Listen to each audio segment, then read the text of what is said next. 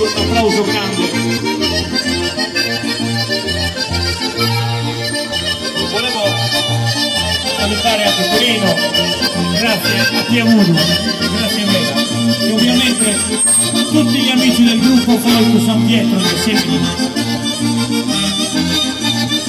Un saluto lo mando anche a tutti coloro che sono venuti dai paesi vicini, dai Cagliaritano, ma ne vedo qualcuno da Loristamento, quindi questo ci fa veramente onore, fare tanti chilometri per venire a fare festa con noi, è qualcosa di importante.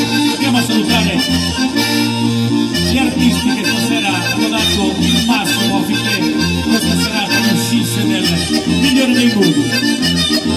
Stasera ha dato il massimo, ha dato l'anima il nostro campione del gruppo a ballare. Ancora l'applauso grande per Michele De Gara da Quarti,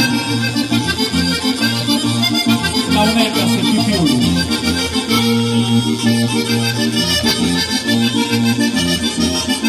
E anche stasera ha dato il massimo, e credetemi signori non era facile perché ieri insieme eravamo a Piacenza, abbiamo fatto la serata e abbiamo dormito pochissimo.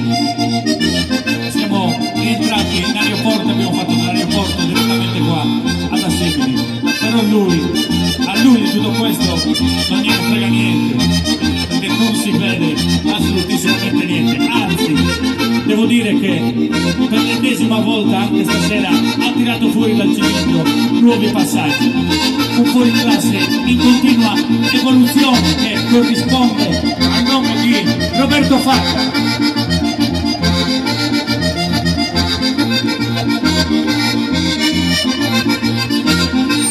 Emanuele Bazzoni, voce chitarra, vi saluta tutti quanti. Grazie ancora a tutti e soprattutto ricordate che dove c'è il gruppo ballare c'è festa. A Nobile Sano, buonanotte a tutti, ciao.